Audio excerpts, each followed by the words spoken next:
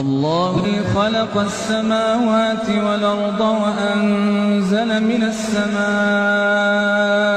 ماء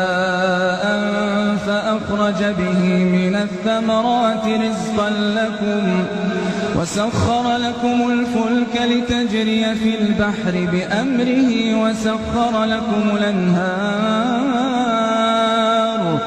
وسخر لكم الشمس والقمر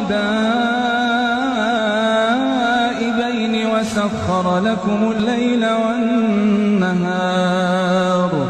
وآتاكم من كل ما سألتموه وإن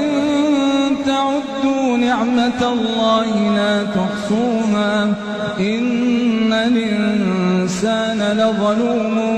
كفار وإذ قال إبراهيم رب اجعل هذا البلد آمنا واجنبني وبني أن نعبد الأصنام رب إنهن أضللن كثيرا